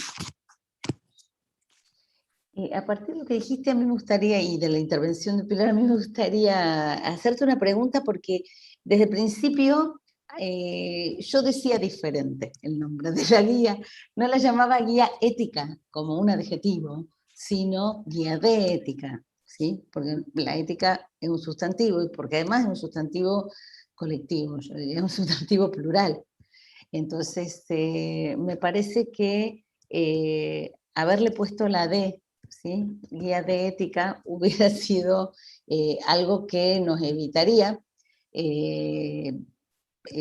tomarlo como un adjetivo y decir, con justa razón, como dice Pilar, cómo puede ser que hablemos de ética dentro del marco de la dominación. Claro, como adjetivo no va, como sustantivo sí, hay un ethos también, hay diversos ete, y sí, sin duda, en el marco de la dominación también hay una forma de vida alrededor de la muerte, en fin, muchísimas características, podemos decir eso. Por eso es tan importante alguien que hoy no pudo estar con nosotros, pero que de algún modo es el maestro de todos nosotros, que es Enrique Dussel, que pone como principio de la ética a la vida. Y entonces, cuando el principio de la ética es la vida, y es la vida digna, obviamente, no solo el abstenerse de matar a otros, entonces podemos empezar a traducirlo a prácticas que puedan incluso, por supuesto, reforzarse con las instituciones. Podemos hablar, cuando dices la palabra atender, Verónica, es una palabra muy, muy fuerte y muy bella, la palabra atender. Dice Malebranche que la atención es la plegaria natural del alma, ¿sí? Atender no es simplemente escuchar y oír, ¿no? Sino tender el oído y es inclinarse ante el otro. Hay otra palabra, pero me sonó la campanita, que habías dicho, hablaste del cuidado, y sacar el cuidado a la calle es también una forma de hacer, digamos, de traer otra ética. Entonces yo le agregaría guía de ética, por ejemplo, al título. Tenemos a Julián que quiere hacer una pregunta. Sí, bueno, justamente a coincidencia de estos puntos que se han tocado que me parecen culminantes, ¿no? Para el proceso hoy, o por lo menos el espacio aquí iniciado, entender a la ética también como bien lo nombrabas, ¿no? Desde la parte de la vida, pero entenderla también que la ética es como, podría decir, la representación que hacemos humanamente de ese equipazo que tiene la parte neurológica, ¿no? No hablando desde un dualismo, que creo que eso es muy importante en la ética, y creo que esta guía de ética, como bien lo mencionás, creo que ese es un poco el manifiesto que hace, ¿no? Alejar a México del dualismo, que bueno, que esto vuelve a reproducir, ¿no? Las condiciones para que no haya un entendimiento, es decir, no haya un avance, por lo menos desde las potencias que nutren a la comunidad. Entonces, en ese sentido, entender a la ética, que es como, por ejemplo, yo soy mucho de trabajar con metodologías de mapas mentales, ¿no? Entender a la ética como un gran mapa mental que se va construyendo en base a esos pasos, ¿no? En base a esas identidades que reexisten, que de cierta forma también que son retroactivas también, eso es muy importante, retroactivas en el sentido, ¿no? De que la ética busca su pasado para construir un futuro, y en ese futuro como proyecto tener la posibilidad de una dignidad presente, ¿no? De la dignidad en el presente. Entonces es enormemente una tarea muy importante. Es muy interesante también, como decía, que también lo dijeron al principio, ¿no? Que en el principio de la vida, de los 20 principios, en el principio de la vida, hubo como no una autocrítica a la falta de profundidad sobre el tema, sobre la vida misma. Entonces, eso para mí es muy importante porque, como bien lo decía Pilar, ¿no? Marcaba esa precisión. eh, Tenemos a una economía muy fuerte, muy representativa, es decir, parte de la exterioridad, y con poco pasado, con poco fundamento en, de cierta forma, la interioridad, o lo que se trabajaría desde la ética, que es el recuerdo, batallando contra la memoria, que es lo que constituiría el capital, ¿no? Capital que después se expresará en cuestiones económicas, cuestiones sociales, cuestiones políticas, filosóficas y de toda índole representativa. En ese caso yo quisiera preguntarle, ya para cerrar, a la expositora que nos ha acompañado hoy, cómo se ve en ese trabajo, de cierta forma, a la comunidad, por lo menos cercana, que le ha ayudado a elaborar, que le haya ayudado a elaborar ese trabajo, qué recuerdos aparecieron en común, qué recuerdos se pusieron en común que le dieron sentido, ¿no?, a este trabajo y permitieron poderlo llevar adelante. Muchas gracias. Gracias, Julián. Le damos la palabra a Julia Alcántara antes de devolverle a Verónica. Sí, hola, buenas tardes a todos. Bueno, pues primero muchas gracias a Verónica por todo lo que nos ha pues ilustrado, y muchas gracias a cada uno de ustedes. Yo escucho a todos y he aprendido muchísimo en cada una de las sesiones. Confieso que hay algunas lecturas que sí me cuesta mucho trabajo digerir.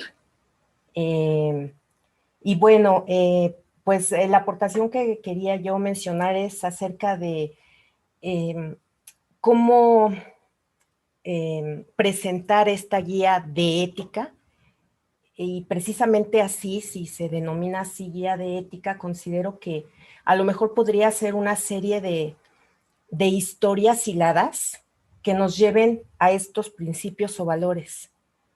¿Por qué no dejar el principio o el valor después de una breve historia, no sé, una narración que nos lleve al principio o al valor que queremos mostrar? Y al final de toda esta narrativa, llegar nuevamente al principio de la vida, ¿no? Por ahí decía Jorge que podría ser un ciclo. Yo así también lo veo, como un ciclo. Y como dijeron en alguna sesión, no, un principio conlleva otro, ¿no? Un principio conlleva otro y así sucesivamente. O sea, yo los veo como una cadena. Si nosotros quitamos un eslabón, entonces ya no se logra esta ética que queremos nosotros pues desarrollar. Entonces, bueno, es algo que yo quería mencionar. Podría ser a lo mejor una serie de una narrativa, cuentos, historias, no lo sé, pero que nos lleve a estos principios y no al revés. A lo mejor empezamos con el título, ¿no? La vida, el respeto, y empezamos a definirlo. A lo mejor empezarlo al revés, precisamente para llevarnos a esta... pues empezar con esta crítica, ¿no? Llevarnos al diálogo cuando lo estamos leyendo, y así empezar con la vida y terminar con la vida. Bueno, es algo que yo quería comentar. Muchas gracias. Muchas gracias, Julia. Tenemos a Gisela, por favor. Ay, perdón. Bueno, a mí al final me deja un sabor que la misma guía nos lo dice, ¿no? Que es nada más una guía para vivir el propósito, contribuir a la construcción de una convivencia nacional pacífica, cívica, con libertad, paz, justicia, dignidad y seguridad.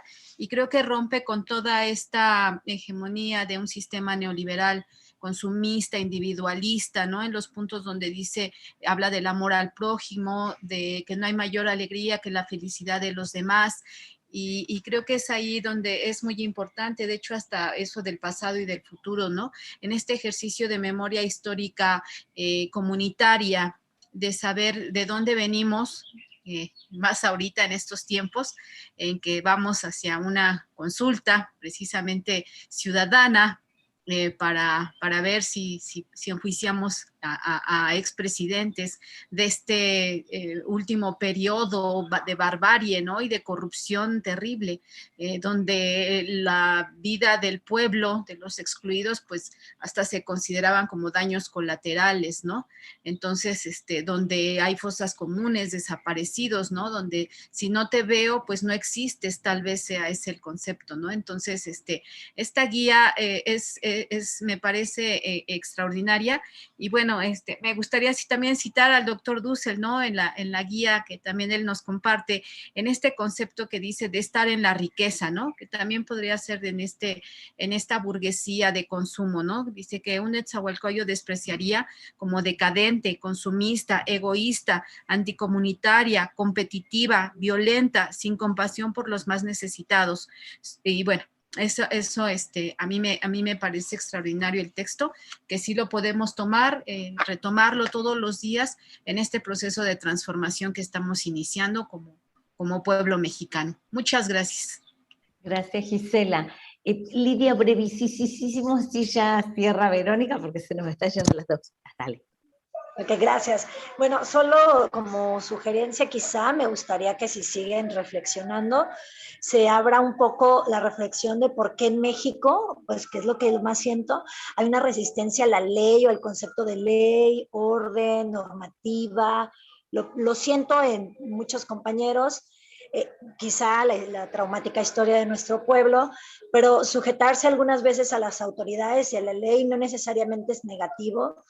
Y si se logra bajo el consenso, bueno, también se logró según bajo el consenso en la época hitleriana, ¿no? Pero sí como reflexionar qué es lo que le impide a muchísima comunidad como sujetarse a las autoridades, que también es un problema ético y que en ese sentido entraría o valdría la pena el concepto de código federal, o sea, de que si exista un código que los respalde a los servidores y a las autoridades, donde podamos nosotros apelar, ¿no? Al momento de sujetarnos y de poder también hablarles, ¿no? Interpelarlos acerca de su actuar. Porque sí noto como que muchísimo miedo y resistencia, y lo leen todo como imposición, y no siempre las leyes se imponen, o sea, hay leyes que se aman y se adoptan, ¿no? Hay reglas y normativas a las que llegas con un acuerdo y dices, yo sí jalo con esto. No sé, habría que reflexionar ahí. Igual esta tendencia de querer hacer del relato y de las historias, como muy a la época de ilustración que usaron la fábula, como de no querer sentir que hay una constitución donde se les da algo de manera directa, sino en el sentido casi hispano de querer hacerlo todo hiperbólico o circular, no sé, como que no se den cuenta que estamos reflexionando sobre su comportar, que no se den cuenta que a veces es necesario sujetarse. Hasta ahí quizá yo lo dejaría, pero sí, porfis, ¿no? Apunten esas reflexiones. Muchas gracias, Lidia. Por favor, Verónica, te damos la palabra para cerrar. Sí, muchísimas gracias. Pues agradezco muchísimo la posibilidad de diálogo, justo de deliberar, si le ponemos guía de ética, vamos por favor a construir en conjunto esta guía. Hace rato me preguntaban que a dónde fui, qué hice. Bueno, yo lo que pude hacer con las entrevistas que realicé es primero empezar a escuchar a las personas. Las personas en filosofía lo que hacen normalmente es escuchar, preguntar más que dar respuestas. Yo no tengo respuestas tampoco, no porque sea filósofo necesariamente, sino porque pues yo también me pongo como al servicio y como puente para escuchar a las personas, para reunir lo que piensan, para buscar a mi alcance, ¿no? Y con lo disponible de mis recursos, porque lo hice con mis recursos también, estas entrevistas, por ejemplo. Entonces, sí me parece fundamental esto que estaba planteando, que planteó Julia, por ejemplo, de cómo necesitamos muchas veces para hacer estos tránsitos, estas transformaciones también personales de este cerebro social que yo decía, que hay que reinventarlo, que hay que reconfigurarlo. Julián, que trabaja con muchos mapas mentales también, hay que pensar así, cómo esta cartografía mental, social, haciendo como el símil de lo social con el cerebro social, la sociedad, podemos nosotros reconfigurar todos esos mapas. Y creo que los refuerzos simbólicos de narrativas de pronto que se pueden realizar para hacer como una pedagogía también de los valores, de comunicar, de socializar lo que pensamos. Son muy, muy interesantes. Al final, los resultados de ver un video que nos explique, que nos diga o que refuerce ciertos valores, ciertos comportamientos que son de beneficio común, ayudan muchísimo, porque transitar hacia lo distinto no es fácil y por momentos caemos o queremos usar, como les comentaba que decía Cyrulnik, es como volver a un lugar conocido. Es más cómodo estar en un lugar conocido y a veces es muy dañino, nos lastima una práctica diferente, pero si no sabemos otra, si no conocemos otro modo de hacer las cosas, si no lo hemos visto, pues entonces no es fácil tampoco entrar en una dinámica distinta al hacer las cosas. Entonces yo propongo seguir en este diálogo, en esta reflexión tan saludable, tan constructiva, y sigamos avanzando y construyendo en conjunto la sociedad actual, la que queremos, la que necesitamos y la que deseamos. Muchas gracias a todo el mundo por la participación. Muchísimas gracias a ti, Verónica, gracias a todos por estar aquí todas las semanas. Nos quedan 3 más, la próxima vamos a escuchar lo que tienen para decirnos jóvenes con pensamientos bien distintos entre ellos. Después vamos a ver la mesa de las mujeres y por último la de niños con abuelos y padres, la intergeneracional. Les agradecemos muchísimo y agradecemos haber creado esta comunidad de discurso. Realmente se nos ha hecho costumbre pensar juntos y en voz alta y escucharnos, sobre todo aprender a escucharnos. Y muchas gracias por darnos esta oportunidad, este pretexto. Yo quisiera decir que estamos tristes porque nos avisaron hoy que murió un pensador muy, muy importante, que siempre ha pensado en la relación entre la ética, la estética y la política, que es Horacio González. Entonces lo despedimos con un abrazo muy grande. A los que están en Argentina se los hacemos extensivos. Muchas gracias a todos y nos vemos el martes que viene. Hasta pronto.